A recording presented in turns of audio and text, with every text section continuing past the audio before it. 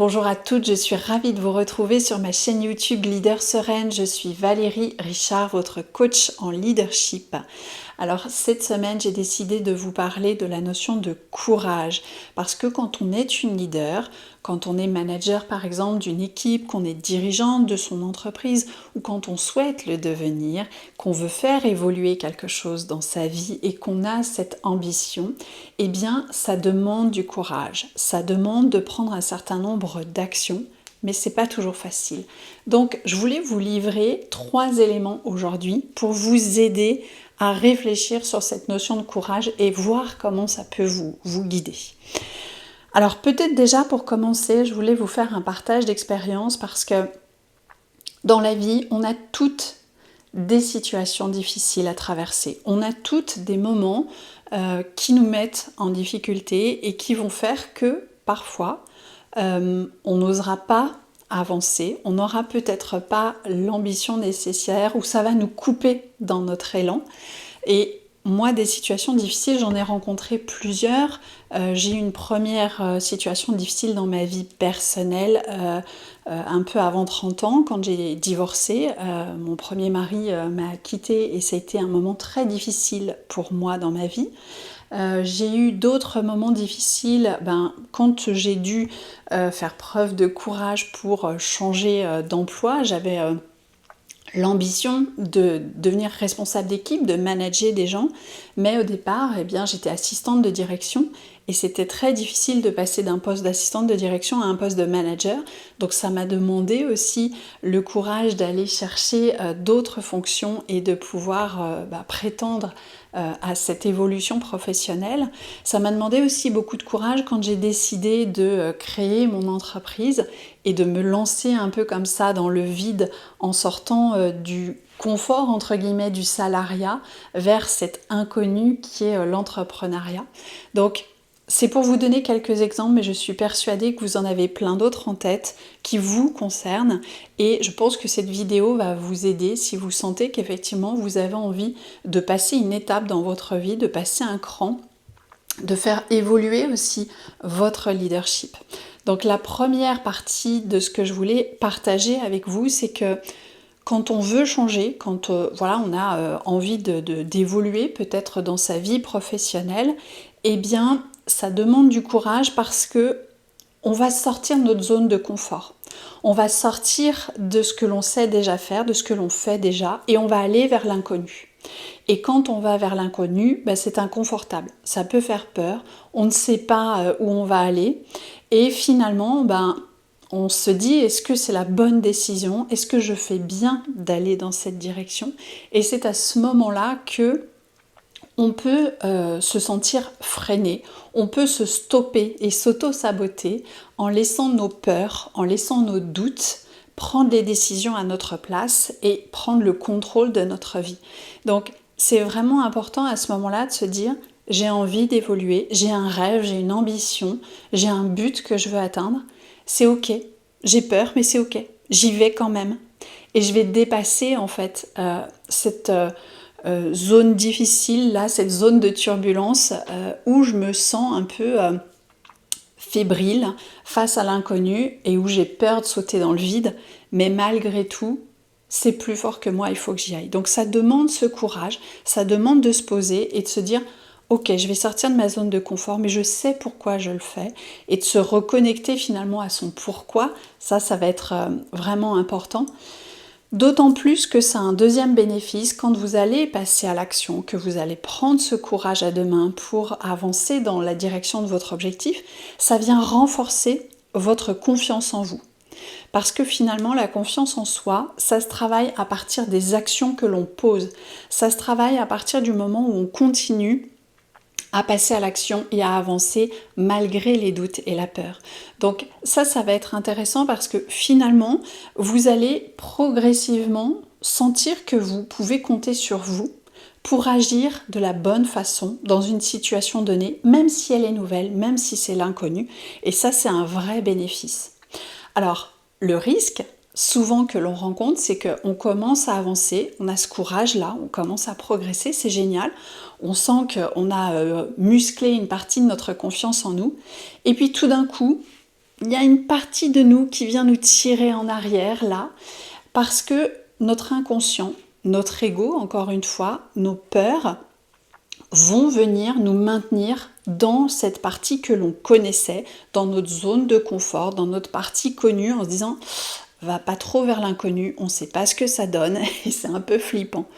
Donc ce principe-là, c'est ce qu'on appelle l'homéostasie, c'est qu'une partie de vous aura envie de changer, mais une autre partie de vous ne voudra surtout pas que les choses changent.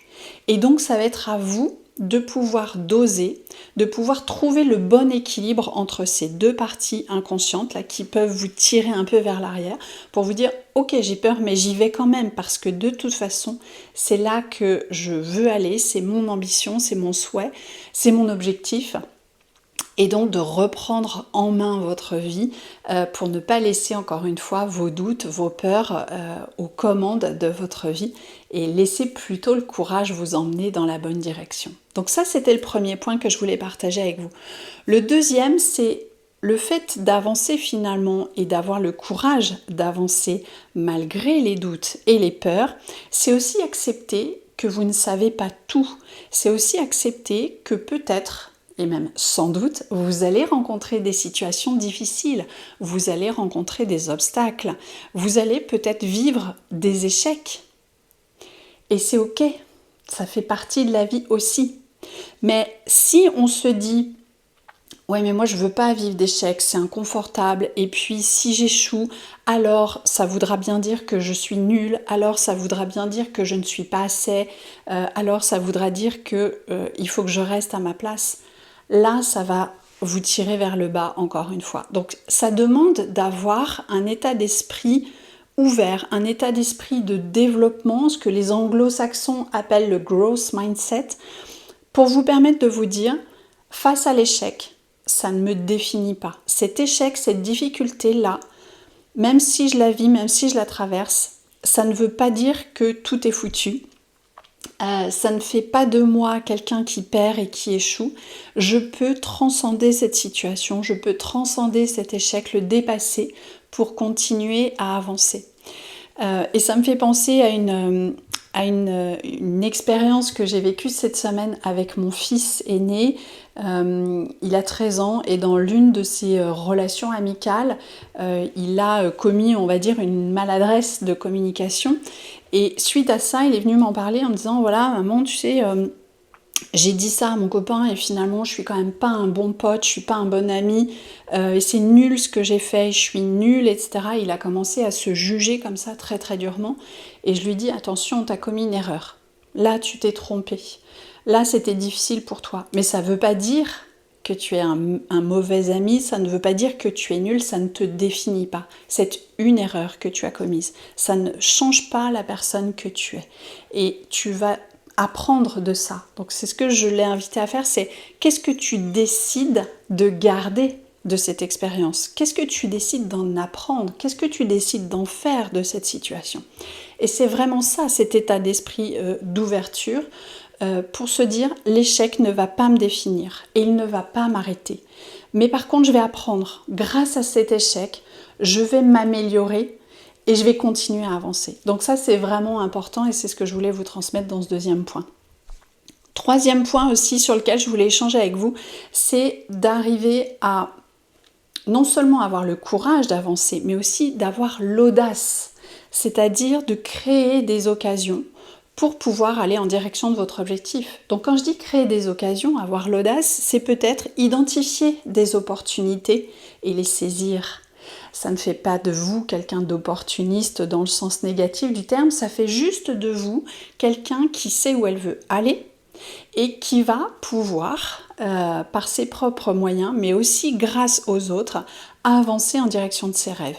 Parce que tout seul, on peut avancer, mais on n'ira jamais aussi loin que si on va saisir les opportunités et peut-être se faire épauler, se faire aider d'autres personnes. On a tous notre limite de compétences, on a toutes notre limite de savoir. Donc quand vous sentez que vous êtes arrivé justement à cette limite, pouvoir demander de l'aide et dire à quelqu'un, tiens, toi tu as réussi à atteindre le but que moi je me suis fixé, toi tu es déjà parvenu au bout de ce chemin-là, comment t'as fait, comment tu t'y es pris, qu'est-ce qui s'est passé pour toi? Et ça va être très inspirant. Bien sûr, ça va vous aider à avancer plus vite et à avancer mieux. Mais ça nécessite, encore une fois, de venir travailler sur soi, parce que parfois on a du mal à demander de l'aide. Parfois on se dit, c'est plus valeureux si j'y arrive tout seul. Ça prouve que je suis capable. Et donc, on a tendance comme ça à vouloir tout faire tout seul et à avancer. Et j'ai été comme ça. J'ai été cette personne qui avait comme driver, les drivers, j'y reviendrai dans une prochaine vidéo, hein, ce sont ces messages que l'on a tous en nous, des petites voix intérieures, il y en a 5, qui viennent nous dicter parfois un peu notre conduite dans nos relations avec les autres, avec soi-même. Donc moi j'avais l'un de ces drivers qui est « fait un effort ». C'est-à-dire que je me disais que pour que ce que je fasse, ça ait de la valeur, il fallait que j'en bave, il fallait que ce soit difficile, il fallait qu'il y ait une épreuve, quelque chose de, voilà, de difficile à surmonter pour que mon action ait vraiment un intérêt et une valeur. Si je réussissais les choses facilement, ça n'avait pas d'intérêt, ça n'avait pas de valeur pour moi.